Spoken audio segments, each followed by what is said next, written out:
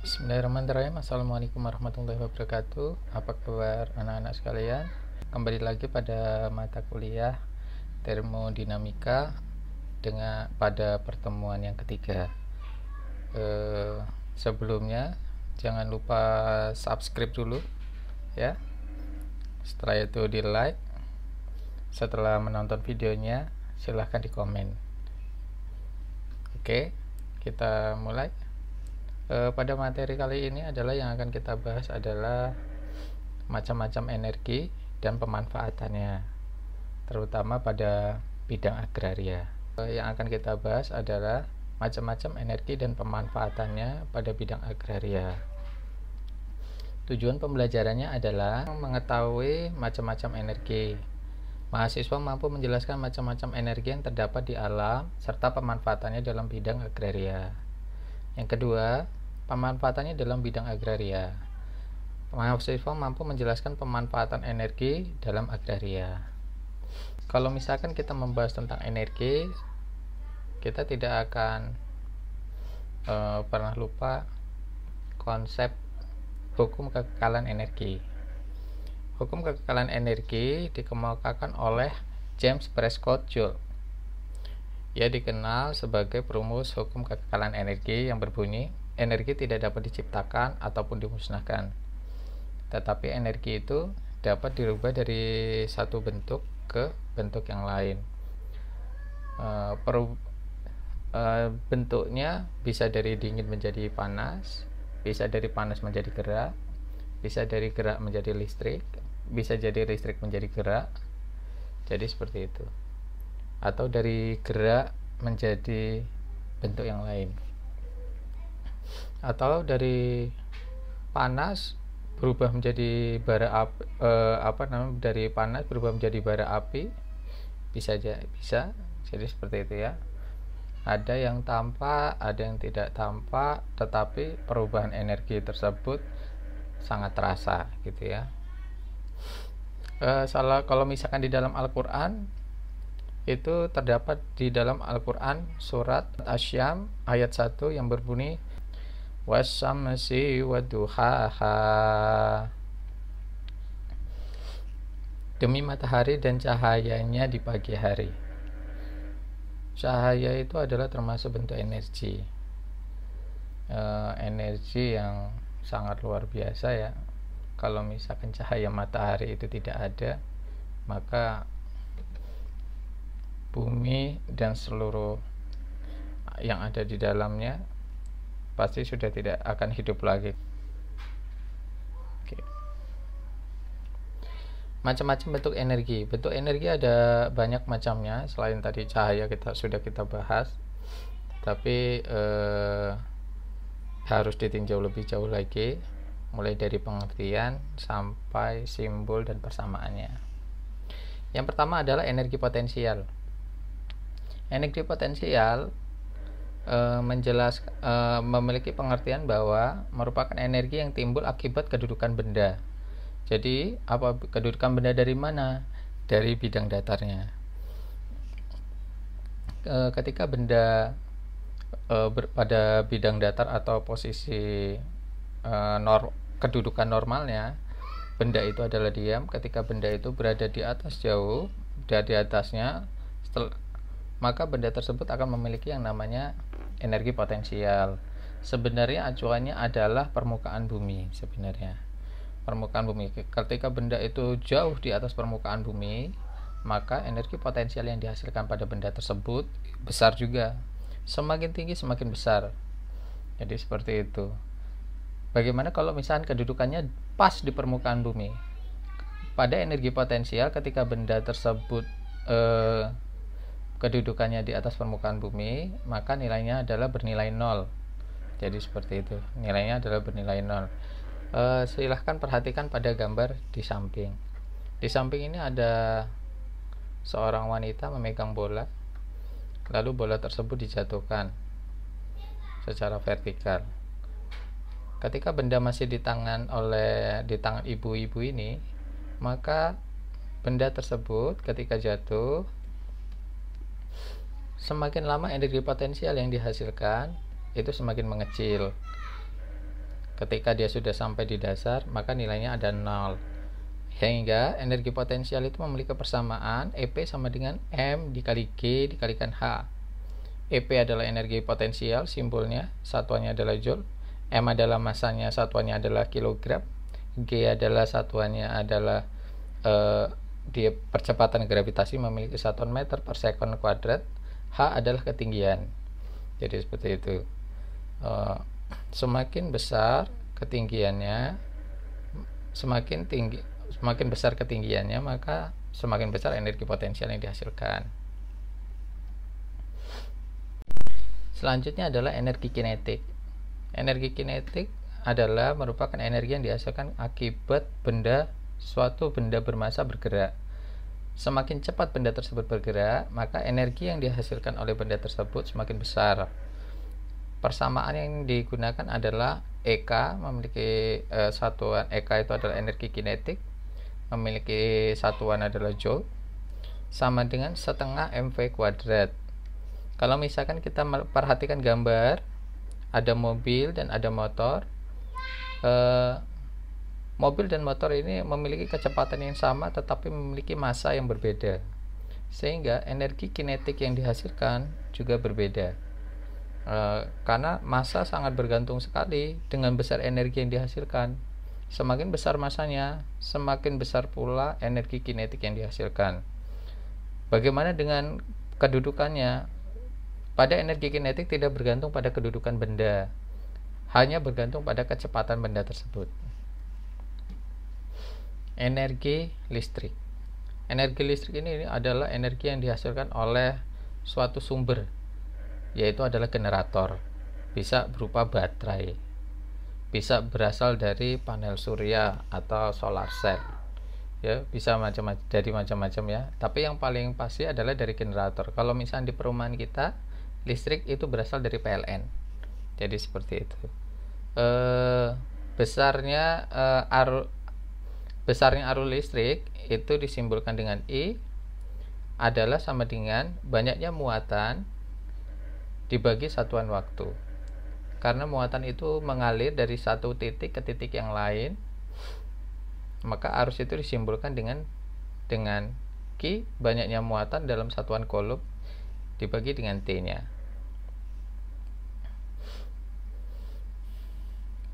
Besarnya energi listrik itu disimbolkan dengan W gitu, disimbolkan dengan W sama dengan daya dikalikan satuan waktu. Sehingga kalau misalkan kita ngelihat berapa energi yang dihasilkan oleh listrik rumah, tinggal berapa dayanya dikalikan waktu penggunaan, itu adalah besar energinya. Tapi kalau kita cuma ingin mengetahui besar dayanya saja, silakan melihat pada tabel lingkaran penggunaan persamaan energi listrik ini.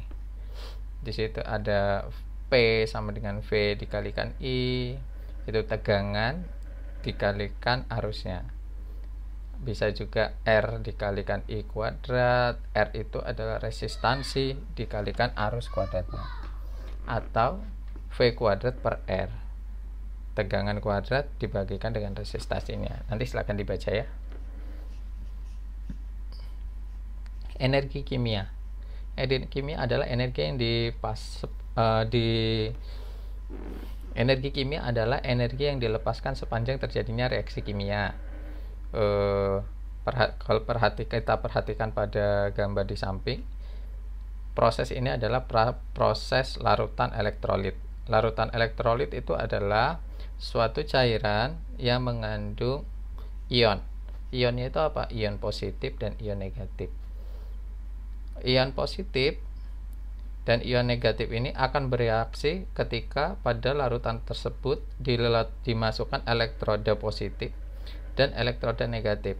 Elektroda positif itu apa? Elektroda positif itu adalah tembaga, elektroda negatifnya adalah seng.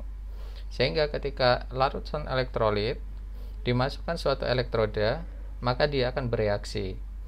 Dampaknya apa? Hasil reaksinya, pada reaksinya yang dihasilkan adalah pada penghantar akan mengalirkan arus karena terjadi reaksi antara larutan elektrolit dengan elektroda.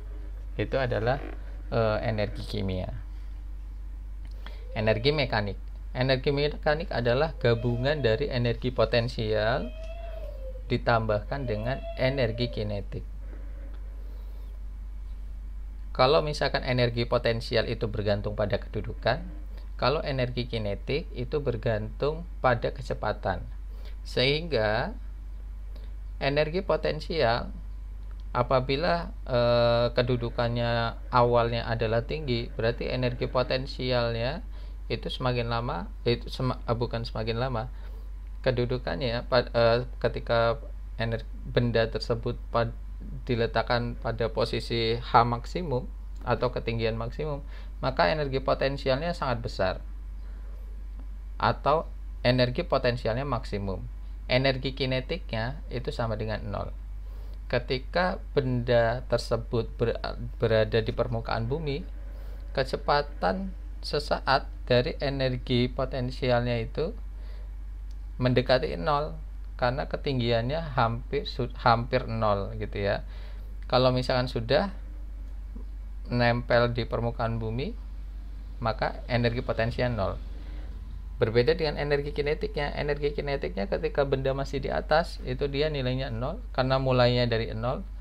Ketika dia sudah berada di bawah, energi kinetiknya akan menjadi maksimum. Jadi seperti itu. Itu adalah energi mekanik. Pengertian dari energi mekanik. Sebenarnya dari energi mekanik ini sebenarnya penjumlahannya ini sebenarnya sama saja, karena salah satunya semakin lama semakin menurun energinya, salah satunya jadi naik. Kalau EP-nya besar, EK-nya kecil. Kalau EP-nya sedang, EK-nya sedang. Kalau misalkan EK-nya besar, EP-nya yang 0. Jadi seperti itu. Itu energi mekanik. Energi kalor. Energi kalor adalah energi panas. Dengan nilai 1 kalori itu adalah 4,2 Joule. Dengan 1 Joule itu adalah 0,24 kalori. Kalau misalnya eksperimen ringannya, silakan dilihat di gambar. Jadi di situ ada api, kita megang besinya kita tempelkan di apinya, maka tadinya besi tersebut dingin, semakin lama semakin panas. Artinya apa? Panas tersebut merambat, energinya merambat. Kenapa? Karena besi tersebut bersifat konduktor. Kalor dapat memiliki 3 cara berpindah kalau energi kalor ini. Yang pertama, dia dapat berpindah secara konduktansi, yaitu menggunakan bahan yang memang dia mampu mengantarkan panas. Konveksi,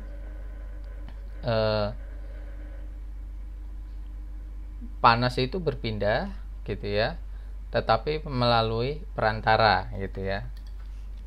Radiasi, perpindahan tanpa menggunakan perantara. Contohnya dari matahari ke bumi itu adalah secara radiasi, tidak menggunakan perantara sama sekali. Kalau konveksi masih terjadi ada perantara. Kalau konduksi itu disentuhkan ya, disentuhkan. Energi kalor. Oke. Selanjutnya adalah tugas yang pertama. Sebenarnya energi itu masih banyak contoh yang lain, kayak energi cahaya matahari, habis itu energi gerak gitu ya, dan energi yang lain.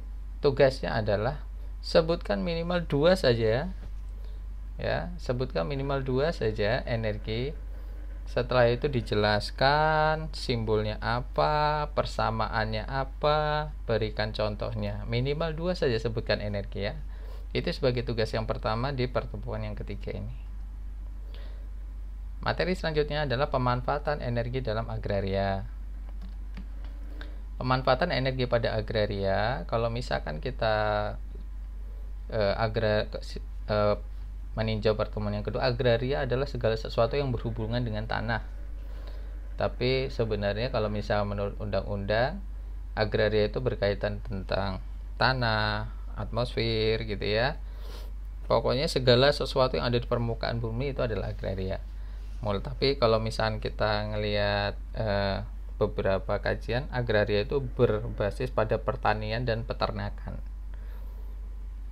Energi yang sering digunakan pada bagian pertanian itu adalah cahaya matahari. Cahaya matahari itu paling sering atau paling besar digunakan. Kenapa? Karena tumbuhan itu nggak hidup tanpa cahaya matahari ya. Terutama tumbuhan yang memang dia membutuhkan fotosintesis. Karena memang ada beberapa tumbuhan yang tidak membutuhkan fotosintesis, tapi rata-rata tumbuhan membutuhkan fotosintesis. Dari fotosintesis itu maka akan dihasilkan yang namanya buah, karena proses pemasakannya di sana. Semakin hijau daunnya, maka fotosintesis yang terjadi pun semakin bagus. Tetapi tidak bisa, ada beberapa tanaman yang dia tidak bisa terkena sinar cahaya matahari terlalu besar. Jadi biasanya diberikan waring atau apa supaya teduh saja tetapi tetap ada cahaya. Jadi seperti itu, supaya tetap terjadi proses pemasakan. Oke, mungkin itu yang bisa saya sampaikan. Dengan tugas yang kedua itu adalah carilah masing-masing mahasiswa satu jurnal yang terkait tentang energi terhadap kesuburan tanah atau peternakan atau perkebunan gitu ya. Silakan mau pokoknya energi yang digunakan untuk pertanian boleh, untuk perkebunan boleh, untuk peternakan boleh. Peternakan tuh bisa bebek, bisa ayam, bisa jangkrik, boleh ya, macam-macam. Tapi energi yang digunakan bisa penetasan telur, bisa macam-macam ya. Silakan cari masing-masing satu jurnal. Setelah itu buat ringkasannya dalam bentuk artikel, terdiri dari judul, tujuan, isi, kesimpulan, penutup. Oke, mungkin itu yang bisa saya sampaikan. Kurang lebihnya mohon maaf. Silakan kita kita berdiskusi di Spada. Silakan chat di situ sebanyak-banyaknya. Silakan saling bertanya jawab. Saya akan memantau. Saya ucapkan terima kasih. Assalamualaikum warahmatullahi wabarakatuh.